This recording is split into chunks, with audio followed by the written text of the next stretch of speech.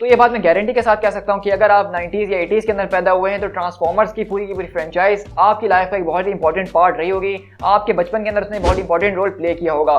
हम बचपन से ही ट्रांसफॉर्मर्स के कॉमिक्स को, मूवीज को, कार्टून्स को देखते हुए आ रहे थे और जब 2007 के अंदर हमारे पास सबसे पहली ट्रांसफॉर्मर मूवी को रिलीज किया गया था तो हम सब उसके बहुत जबरदस्त तरीके से फैन होकर रह गए थे। और 2007 के हिसाब से अगर बात की जाए तो जो उस मूवी की CGI थी, जो उस मूवी की स्टोरी टेलिंग थी, जो उस मूवी के कैरेक्टर्स थे, उनको देखा जाए तो वो आज के हिसाब से भी बहुत ही ज्यादा परफेक्ट किस्म के बनाए गए थे। तो आज की हमारी इस वीडियो को बनाने का मकसद ये नहीं है कि ट्रांसफॉर्मर मूवी ने क्या क्या चीजें अच्छी करी और हम उसके कितने बड़े फैन हैं, बल्कि आज की इस वीडियो बनाने का मकसद मेरा ये है कि आखिरकार ट्रांसफॉर्मर की फ्रेंचाइज ने ऐसी कौन कौन सी गलतियां करी हैं कि जिस वजह से वो इतनी बुरी तरीके से फेल हो गई है और अब ट्रांसफॉर्मर मूवीज जो हैं बस एक हमारी पुरानी यादों के अंदर ही बसती हैं। सो गाइस, दिस इज पीट टाइगर और आज की इस वीडियो में मैं बात करने वाला हूं कि ट्रांसफॉर्मर फ्रेंचाइज के साथ डायरेक्टर्स ने और राइटर्स ने क्या क्या गलती करी है जिसकी वजह से ट्रांसफॉर्मर फ्रेंचाइज को उन्होंने अपने हाथों से ही बर्बाद कर दिया।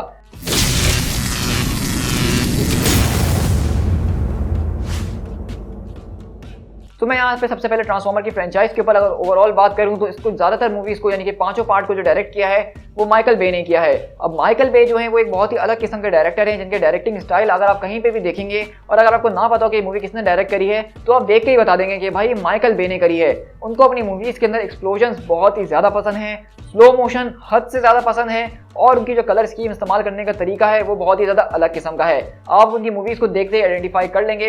अगर आपने यहाँ पे 6 अंडरग्राउंड मूवी देखी होगी नेटफ्लिक्स की जिसके अंदर रायन नोलन्स मौजूद थे तो वो मूवी भी जो है बेसिकली माइकल बे ने ही डायरेक्ट करी थी। और आप जब उस मूवी के सारे सीन्स को देखेंगे, चेस सीन्स को देखेंगे, स्लो मोशंस को देखेंगे तो आप 1 मिनट में बता देंगे कि ये माइकल बे ने ही बनाई है। अब मैं सच कहूँ तो माइकल बे की डायरेक्शन का ट्रांसफॉर्मर्स की फ्रेंचाइज के अंदर मैं बहुत ही बड़ा फैन हूँ, क्योंकि ट्रांसफॉर्मर्स कुछ इस तरह के बीइंग्स है जिनके स्लो मोशन दिखाना, उनकी टेक्नोलॉजी को दिखाना वो बहुत ज्यादा जरूरी था और माइकल बे ने वो सारी एक्सप्लोजन एक्शन बहुत बढ़िया किस्म से दिखाया।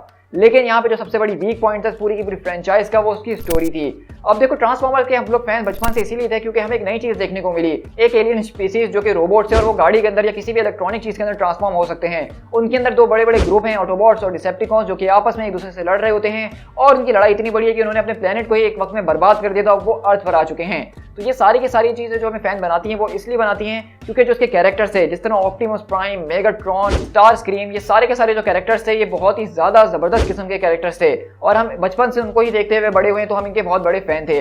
अब ट्रांसफॉर्मर मूवी की जो सबसे बड़ी गलती थी वो ये थी कि ना कि उन्होंने अपनी पूरी की पूरी मूवी को ट्रांसफॉर्मर्स के ऊपर फोकस करने के बजाय ह्यूमन कैरेक्टर्स के ऊपर फोकस करा। जिस तरह अगर हम अपनी पहली 3 मूवीज की बात करें तो उसमें सैम विटविकी का जो कैरेक्टर था जिसके पास बम्बलबी आके उससे मिलता है सबसे पहली बार, तो पूरी की पूरी मूवी का जो मेन लीड था, जो मेन हीरो था वो कैरेक्टर था।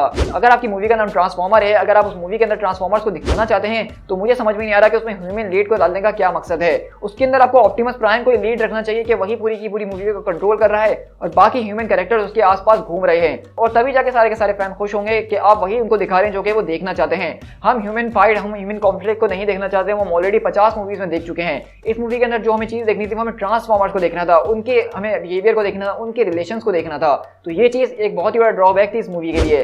लेकिन अगर इसके बाद हम इसके सेकंड पार्ट के ऊपर चलें, क्योंकि फर्स्ट पार्ट तो बहुत अच्छा रहा, क्रिटिक्स ने, ऑडियंस ने, सब ने बहुत अच्छे से उसको सराहा, CGI बहुत टॉप नॉच किस्म की थी, एक्शन बहुत ब्रिलियंट था, स्टोरी भी काफी हद तक ओरिजिनल बहुत मजेदार थी। लेकिन सेकंड पार्ट के अंदर जब रेवेंज ऑफ द फॉलन को रिलीज किया जा रहा था तो उस मूवी के जो राइटर्स थे उन्होंने इस मूवी के स्क्रिप्ट तक को पूरा नहीं किया था और माइकल बे को क्योंकि मूवी पूरी करनी थी तो उन्होंने एक इनकम्प्लीट स्क्रिप्ट के साथ मूवी को स्टार्ट कर दिया था शूट करना और इसी वजह से उस पूरी की पूरी मूवी के अंदर प्लॉट होल्स की तो भरमार थी।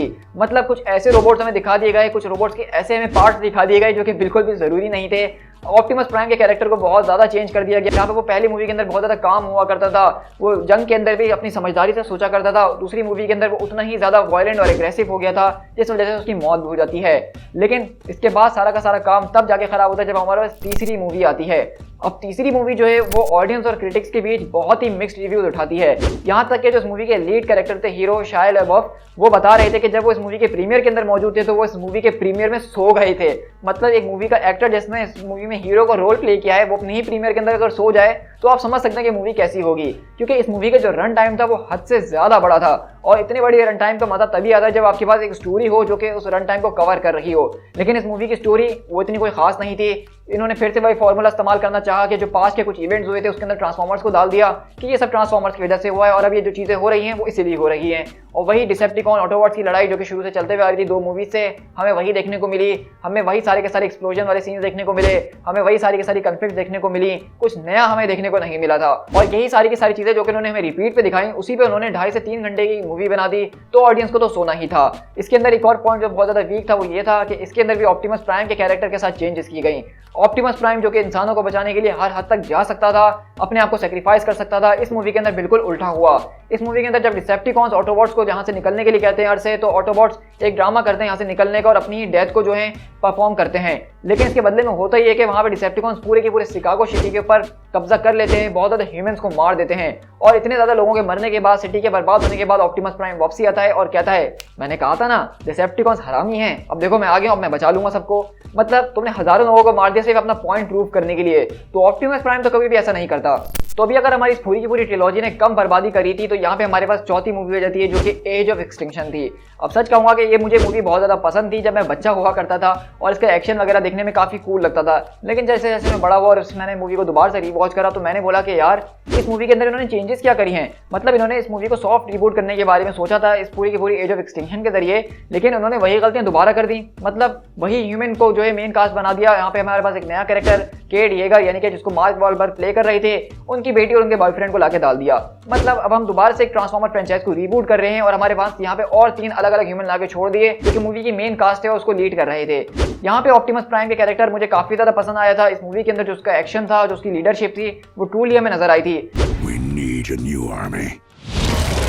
कि किस तरीके से जब सारे के सारे ऑटोबॉट्स को हर्ट किया जा रहा था तो वो अपने लोगों को प्रोटेक्ट कर रहा था, लेकिन वो कम से कम इंसानों को नुकसान पहुंचाना चाह रहा था। यानी कि यहाँ से हमें ऑप्टिमस प्राइम का वो वाला रूप नजर आ रहा था कि वो इंसानों को कभी भी जो है नुकसान पहुंचाना नहीं चाहता है। लेकिन ऑल दो इस मूवी के अंदर ये बहुत ज्यादा जो है प्लॉट होल्स मौजूद थे। पिछली सारी मूवीज के अंदर जो गलतियां की थी वो यहाँ पे भी थी, यानी कि ह्यूमन इंटरेक्शन बहुत ज्यादा था, मतलब हद से ज्यादा था। और यहाँ पे एक ऐसी इंडस्ट्री को बना दिया गया जो कि ट्रांसफॉर्मर्स को अपनी तरह से बना रखी थी। तो वही ह्यूमन और ह्यूमन वाली कॉन्फ्लिक्ट चल रही थी। ट्रांसफॉर्मर्स पीछे बैकग्राउंड में लड़ रहे थे, लेकिन उसकी परवाह किसको थी। यहाँ 2 बड़े-बड़े 20-20 फुट के रोबोट्स लड़ रहे हैं, लेकिन वहीं उसी फाइट के अंदर 2 इंसान भी लड़ रहे हैं अपनी बंदूकों से। तो ये चीज मेक सेंस नहीं बना रही थी और ये वही सारी गलतियां थी जो वो दोबारा कर रहे थे। लेकिन अब वो वक्त आ चुका था जब माइकल बे ने पूरी तरीके से फ्रेंचाइज की वाट लगा दी, यानी कि ट्रांसफॉर्मर द लास्ट नाइट। इस पूरी की पूरी मूवी की जो स्टार्टिंग की गई वो एक ऐसे एरा से की गई जो कि किंग आर्थर के जमाने का था। और यहाँ पे ट्रांसफॉर्मर्स को तभी इंट्रोड्यूस करवाया गया कि वो तो भाई अर्थ पे तभी आ गए थे, लेकिन इंसानों को पता नहीं था। और कुछ ऐसे मिथोलॉजीज के अंदर उनको घुसा दिया, कुछ ऐसे हिस्ट्रीज के पॉइंट उनको घुसा दिया जो कि मेक सेंस कहीं से नहीं बना रही थी। इस मूवी के अंदर उन्होंने जो है एंथनी हॉपकिंस जैसे इतने बड़े सीनियर एक्टर को तक को कास्ट करा कि भाई मूवी को धक्का लगा के हम चला दें। लेकिन मूवी की स्टोरी इतनी ज्यादा बुरी थी, इतनी ज्यादा बेकार थी कि मूवी बहुत बुरी तरीके से पिटी है। मतलब आप इस बात से अंदाजा लगाइए कि पिछली 4 मूवीज में ऑप्टिमस प्राइम का जो कैरेक्टर था वो सारे के सारे ऑटोबॉट्स का लीडर था, हम सबका फैन फेवरेट कैरेक्टर था, हम उससे कनेक्ट हो पा रहे थे। लेकिन इस मूवी के अंदर उनके पास कोई विलन नहीं बचा था कि वो किसको उठा के लाएं, तो उन्होंने यहाँ पे ऑप्टिमस प्राइम को ही विलन बना दिया और बोला आओ लड़ो लड़ो लड़ो मजे करो। तो मतलब भाई ऐसा थोड़ी ना होता है कि अगर आपके पास कोई विलन नहीं है, आपके पास कोई स्टोरी नहीं है, तो हमारे लीडर को उठा के विलन बना दो। चलो मान लिया आपने हमारे लीडर को उठा के विलन बनाया, अब उसने कोई ऐसा खतरनाक किस्म का काम तो किया होगा ना जिसने आज तक पूरी के पूरे ट्रांसफॉर्मर हिस्ट्री के ऊपर छाप छोड़ दी। 1 मिनट मुझे जरा सोचने दो। नहीं यार, ऐसा तो कोई काम ही नहीं किया था उसने मूवी के अंदर, मुझे याद ही नहीं आ रहा। तो उसको विलन क्यों बनाया? यही तो एग्जैक्टली मेरा पॉइंट है कि वो विलन भी बना इस मूवी के अंदर, लेकिन उसने कोई ऐसा बड़ा काम नहीं करा। उसने किसी बहुत बड़े कैरेक्टर को नहीं मार दिया, अपने साथी को नहीं मार दिया कि हम उसको याद रख सके कि यार ऑप्टिमस प्राइम विलन बना था तो उसने ये करा। ये सिर्फ ऐसा लग रहा था कि इस मूवी को आगे इनको पार्ट बनाना था, तो उन्होंने फजूल सी स्टोरीज को जोड़ के एक मूवी बना दी है। इस मूवी का भी रन टाइम हद से ज्यादा बड़ा था, जो कि बिल्कुल भी डिजर्व नहीं करती थी ये मूवी। इस मूवी के कुछ अच्छे पार्ट थे, लेकिन वो इतने कम थे कि मैं उसके ऊपर बात भी नहीं करना चाहूंगा। मेरी नजर में ये मूवी बिल्कुल एक फ्लॉप मूवी थी, और सिर्फ मेरी नजर में नहीं बल्कि क्रिटिक्स, ऑडियंस का सबका यही रिएक्शन था। और ये पहली ट्रांसफॉर्मर मूवी थी जिसने बिजनेस तक नहीं करा, वरना इससे पहले ट्रांसफॉर्मर मूवीज बेकार होती थी लेकिन वो बिजनेस फिर भी करती थी, क्योंकि उनका एक्शन अच्छा होता था, उनकी कहीं ना कहीं स्टोरी होती थी थोड़ी बहुत। तो लेकिन इस मूवी के अंदर कुछ भी नहीं था, तो ये मूवी बहुत गंदे तरीके से फेल हुई। तो तब जाके माइकल बे को एहसास हुआ कि भाई मैंने ट्रांसफॉर्मर फ्रेंचाइज की बहुत अच्छे तरीके से मार ली है, अब घर पे बैठ के कुछ और काम करते हैं। तो उन्होंने बेसिकली अपने हाथ खड़े कर लिए कि अब मैं ट्रांसफॉर्मर फ्रेंचाइज के ऊपर काम नहीं करूंगा। तो उसके बाद जो है ट्रांसफॉर्मर फ्रेंचाइज हवा में लटक रही थी, लेकिन फिर एक नया डायरेक्टर आया और उन्होंने बम्बल बी को उठाया और बोला कि मैं इसके ऊपर मूवी बनाऊंगा। अब इसकी स्टोरी जो है बहुत ज़्यादा यूनिक किस्म की थी, क्योंकि हमें वो स्टोरी दिखाई गई कि बम्बल बी अर्थ पे पहली बार कैसे आया। हमें ये दिखाया गया कि प्लेनेट साइबरट्रॉन किस तरह दिखता था, हमें ये दिखाया गया कि ऑटोबॉट्स और डिसेप्टिकॉन की सिविल वॉर कैसे स्टार्ट हुई थी और वहाँ पे क्या जंग चल रही थी। तो ये इस मूवी के कुछ यूनिक फीचर्स थे। इसके अंदर ह्यूमन इंटरेक्शन कम था, बम्बलबी के कैरेक्टर के पास बहुत अच्छा फोकस था, एक्शन इतना ज़्यादा नहीं था, एक्सप्लोसिव भी इतना ज़्यादा नहीं था, लेकिन उसके बावजूद स्टोरी और बम्बलबी आपस में ऐसा लिंक बना के चल रहे थे जो कि मूवी को बहुत अच्छे तरीके से एंड करवाते हैं। मूवी के कैरेक्टर्स जो थे बहुत ज़्यादा अच्छे थे, मज़ेदार थे और हमें इसके सीक्वल के लिए बहुत ज़्यादा उम्मीदें थी। तो इसी के बाद अभी हाल ही में हमारे पास ट्रांसफॉर्मर का पार्ट 7 अनाउंस किया गया जिसका नाम राइज ऑफ द बीस्ट होने वाला है। अब ये जो है हमारी मूवी जो है बेसिकली डार्क नाइट के बाद प्लेस नहीं करेगी, बल्कि ये एक प्रीक्वल होने वाली बम्बलबी की ही तरह, और ये बम्बलबी के सारे इवेंट के बाद टेक प्लेस करेगी। और इस मूवी के अंदर हमारे पास ऑटोबॉट्स और डिसेप्टिकॉन के अलावा कुछ और नए ग्रुप्स को इंट्रोड्यूस करवाया जाने वाला है जो कि जब ट्रांसफॉर्म होते हैं तो किसी गाड़ी या इलेक्ट्रॉनिक चीज के अंदर नहीं बल्कि जानवरों के अंदर होते हैं। और उनका जो लीडर है उसका नाम प्राइमस है जो कि एक बहुत ही बड़ा गुरिल्ला है। तो इस मूवी के हवाले से मैं थोड़ा बहुत एक्साइटेड जरूर हूँ, क्योंकि जिस तरीके से उन्होंने बम्बलबी मूवी को रिबूट करके अच्छा बनाने की कोशिश की है तो अपनी सारी की सारी गलतियों को वो यहाँ पे सुधार सकते हैं और एक अच्छी ट्रांसफॉर्मर मूवीज ऑडियंस के सामने लाके रख सकते हैं। मैं चाहता हूँ कि इस मूवी के अंदर ह्यूमन इंटरेक्शन कम से कम हो, रोबोट, साइबरट्रॉन और उनकी सारी की सारी जंग के ऊपर बहुत ज्यादा फोकस करके दिखाया जाए। एक्शन हो इतना ज्यादा ना हो कि वो पूरी स्टोरी को दबा दे, और स्टोरी ऐसी हो कि इस पूरी मूवी को लेके चले, और रन टाइम बहुत ज्यादा नहीं होना चाहिए। तो ये वो सारी की सारी चीजें अगर इस फॉर्मूले के ऊपर वो काम करना शुरू कर दें तो एक परफेक्ट ट्रांसफॉर्मर मूवी को वो बना सकते हैं जिसका फैंस पिछले 15-20 साल से इंतजार कर रहे हैं। So guys with that being said मैं इस वीडियो को यहीं पे रैप अप करना चाहूंगा। मेरी आज की इस वीडियो का बनाने का मकसद ये नहीं था कि मुझे ट्रांसफॉर्मर मूवीज कितनी बुरी लगती हैं, बल्कि ट्रांसफॉर्मर मूवीज का मैं सच में एक बहुत ही बड़ा फैन हूं और मेरे दिल के अंदर उनके लिए एक अलग ही कॉर्नर मौजूद है जो कि मेरे बचपन का एक कॉर्नर है जो कि मेरी यादें उससे जुड़ी हुई हैं। लेकिन अब जैसे जैसे मैं बड़ा हो रहा था और मूवीज को दोबारा देख रहा था तो मेरा इनसे इंटरेस्ट खत्म होते जा रहा था। और मैंने ये बात नोट करी कि जब भी मैं किसी दूसरे बड़े इंसान से बात करता हूँ ट्रांसफॉर्मर मूवीज की तो वो कहता है कि यार ये तो बच्चों की मूवीज है, ये कौन देखता है।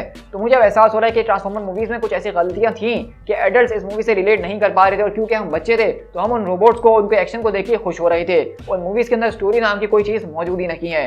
तो इसलिए मैंने इस वीडियो को बनाया ताकि मैं उन पॉइंट्स को हाईलाइट कर सकूं कि किन वजह से ट्रांसफॉर्मर मूवीज फेल हुई हैं। तो अगर आपको लगता है कि मेरी वीडियो के अंदर दम है तो कमेंट करके जरूर बताइएगा, और आपके पास भी कोई ऐसा पॉइंट मौजूद है तो उसको भी जरूर कमेंट कीजिएगा। साथ साथ वीडियो को लाइक कीजिएगा और अपने दोस्तों के साथ शेयर करना बिल्कुल मत भूलिएगा। और अगर इस तरह का ऑसम कंटेंट चैनल पे एंजॉय करना चाहते हैं तो चैनल को सब्सक्राइब जरूर कीजिएगा। स्पीड टाइगर एक्सप्लेन का जो हमारा चैनल है यहाँ पे हम pop culture, Marvel cinematic universe, DC universe, Netflix और दूसरी सीरीज वगैरह के ऊपर बात करते हैं जो कि हमारा सेकंड चैनल है। और अगर आप कॉमिक्स के अंदर इंटरेस्ट रखते हैं तो मेरे पहले चैनल स्पीड टाइगर को फॉलो कीजिए जहाँ पे मैं सिर्फ कॉमिक्स को शेयर करता हूँ। तो मैं चाहता हूँ कि आप मेरे चैनल को ज़्यादा से ज़्यादा सब्सक्राइब करें ताकि हम जल्द से जल्द इस चैनल को भी ग्रो कर सकें और इस तरह की ऑसम वीडियोस में आपके साथ शेयर करता रहूं। So guys this is Speed Tiger, मिलते हैं अपनी किसी और वीडियो के साथ। Till then thank you so much.